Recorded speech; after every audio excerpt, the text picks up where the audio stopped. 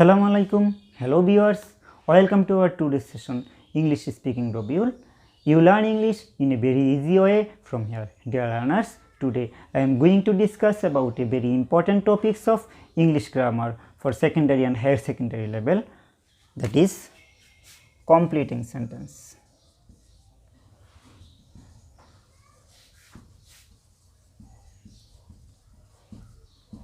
Dear student, completing sentence মাধ্যমিক উচ্চ মাধ্যমিক পর্যায়ে একটা গুরুত্বপূর্ণ অংশ। পরীক্ষাতে বা মাধ্যমিক উচ্চ মাধ্যমিক পর্যায়ে ইংরেজি দ্বিতীয় পত্রে আমাদের কিছু কোশ্চেন থাকে যেগুলো ইনকমপ্লিট সেন্টেন্স দেওয়া থাকবে, অর্থাৎ পরীক্ষা হলে বা আমাদের এইভাবে কিছু ইনকমপ্লিট সেন্টেন্স দেওয়া থাকবে। The student have to complete the sentence, full sentence, অর্থাৎ বাক্যটাকে এই ইনকমপ্লিট সেন্টেন্সটাকে স্টুডেন্টরা কমপ্লিট করতে হবে। ডিয়ার লার্নার্স, ইনকমপ্লিট সেন্টেন্সকে কমপ্লিট করার জন্য সাধারণত সেন্টেন্সগুলো বিভিন্ন ক্যাটাগরি হয়ে থাকে। ক্যাটাগরি অনুসারে we have to complete the sentence. তো ইনকমপ্লিট সেন্টেন্সগুলো আমার মতে তিন ক্যাটাগরি হয়ে থাকে। নাম্বার ওয়ান, রুলস বেসড, অর্থাৎ কিছু ইনকমপ্লিট সেন্টেন্স থাকে যেগুলোকে রুলস অনুসারে কমপ্লিট করতে হয়। নাম্বার টু, মিনিং বেসড, কিছু ইনকমপ্লিট সেন্টেন্স থাকে যেগুলোকে অর্থ অনুসারে কমপ্লিট করতে হয়। নাম্বার থ্রি, প্রবার্বস বা প্রবাদ বাক্য, কিছু ইনকমপ্লিট সেন্টেন্স থাকে যেগুলোকে আমরা প্রবাদ বাক্য, কিছু প্রবাদ বাক্য দেওয়া থাকে ইনকমপ্লিট সেন্টেন্সগুলোতে, বাকি অংশ ওই প্রবাদ বাক্যের বাকি অংশটা বসে আমাদের কমপ্লিট করতে হয়। Dear learners, I am going to discuss the rules based completing sentence. Dear learners, প্রথমে আমরা যাচ্ছি ইট ইজ হাই টাইম অথবা it is time.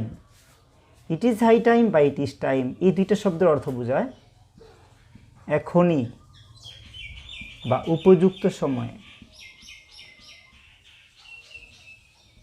Deer learners, it is high time বা ইট ইজ টাইম এই শব্দগুলো দ্বারা কোনো কিছু বুঝালে সাধারণত তারপরের ভার্বটা, তারপরে যদি সাবজেক্ট থাকে দেন ভার্ব টু হয়ে থাকে, তারপরে এক্সটেনশন। অর্থাৎ it is high time, it is high টাইমের পরে যদি সাবজেক্ট থাকে তারপরে ভার্বটা টু থাকে, ভার্বের 2 number form, that means past ফর্মের থাকবে। তো পাস্ট ফর্ম মানে হচ্ছে যে তার কাজটা অতীত হয়েছিল না। ডিয়ার লার্নার্স, এখানে এটা বোঝাবে না, কারণ হচ্ছে যে এখানে যদিও পাস্ট ফর্ম বোঝায়, কাজটা কিন্তু আসলে পাস্ট ফর্মে পড়ে না। আমরা কথা বলার সময় কাজটা আসলে পাস্ট ফর্মে পড়ে না। যেন আমরা যদি বলি এখনই উপযুক্ত সময় পড়াশোনা করার, তাহলে পড়াশোনা করার এই বাক্যটা কিন্তু ভার্বটা পাস্ট ফর্মে পড়ে না। আর এটা পাস্ট ফর্মে ব্যবহার করার কারণ হচ্ছে রাইটিং ইংলিশে সাধারণত নেটিভরা এটা এইভাবে ব্যবহার করে থাকে। আমরাও আমাদের বাংলায় কথাবার্তায় আমরা অনেক কিছু অতীতকালে বলে থাকি, কিন্তু আসলে সেটা বর্তমানে বলি। সাপোজ ধরো আমার এক স্টুডেন্ট আমাকে ফোন দিল, সে ফোন দিয়ে বলতেছে স্যার আমি সাকিব বলিতেছিলাম। তো সে কিন্তু আমার সাথে এখন কথা বলতেছে প্রেজেন্ট, তো বাক্যটা প্রেজেন্ট কন্টিনিউয়াস টেন্স হওয়ার কথা ছিল বা প্রেজেন্ট টেন্স হওয়ার কথা ছিল বাক্যটা। তো এখন সে কিন্তু আমাকে বলিতেছিলাম বলতেছে, কারণ সে বিনয়ের সুরে বলতে গিয়ে সে আমাকে বলিতেছিলাম বলতেছে, বাক্যটা কিন্তু পাস্ট কন্টিনিউয়াস টেন্স। তো ডিয়ার লার্নার্স, এমনই কিছু বাক্য রয়েছে যেগুলো আমাদের পাস্ট টেন্সে থাকে, লিখাতে রাইটিং ইংলিশে পাস্ট টেন্সে থাকে, কিন্তু আমরা স্পিকিং ইংলিশ সেটাকে প্রেজেন্ট টেন্সে প্রকাশ করতে হয়। তো ঠিক তেমনই ইট ইজ হাই টাইম বা ইট ইজ টাইমের পরে যদি সাবজেক্ট থাকে তারপরে ভার্বের 2 নাম্বার ফর্ম, তার মানে ভার্বের পাস্ট ফর্ম বসবে। আর যদি তারপরে সাবজেক্ট না থাকে তাহলে 2 প্লাস ভার্ব 1 বসবে, অর্থাৎ 2 এর পরে ভার্বের বেস ফর্ম বসবে। তো dear learners, I am going to give you a example.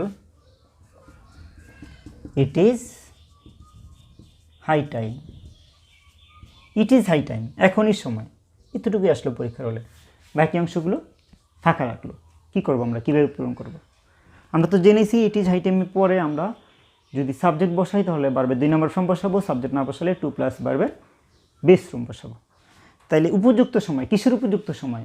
অনেক কিছুর তো উপযুক্ত সময় হতে পারে, আমরা বাক্যটা নিজে থেকে তৈরি করতে হবে।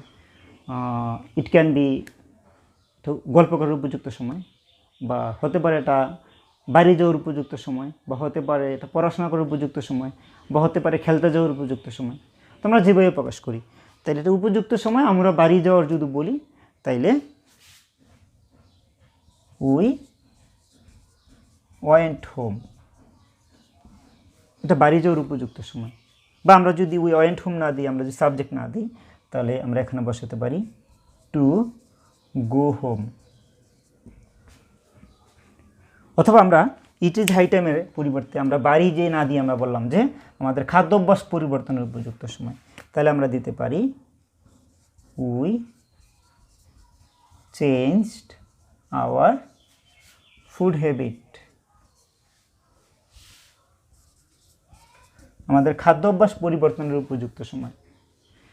অথবা আমরা to change our food habit এটাও দিতে পারি।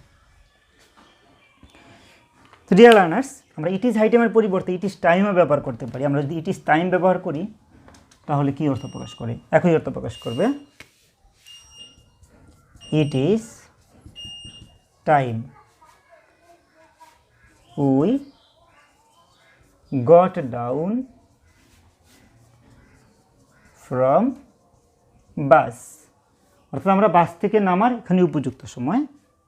অথবা আমরা যদি সাবজেক্ট না দিই তাহলে দিতে পারি টু গেট ডাউন ফ্রম বাস। এভাবে আমরা ইট ইজ হাই টাইম এবং ইট ইজ টাইমকে টাইম যদি কোনো আমাদের ইনকমপ্লিট সেন্টেন্সে থেকে থাকে তাহলে আমরা কমপ্লিট করতে পারি। তো ডিয়ার লার্নার্স, আজকে এই পর্যন্ত। আমরা আমাদের পরবর্তী টিউটোরিয়ালগুলোতে আমাদের পরবর্তী রুলসগুলো দিব। তো এই পর্যন্ত সবাই ভালো থাকবেন। তো আশা করি ডিয়ার লার্নার্স আপনারা আমাদের ভিডিওগুলো ভালো লাগলে সবাই লাইক দিবেন এবং কমেন্ট সেকশনে আপনাদের মতামত জানিয়ে দিবেন। আর অবশ্যই আপনারা কেউ সাবস্ক্রাইব করতে ভুলবেন না। তো টিল দেন ভালো থাকবেন। আসসালামু আলাইকুম।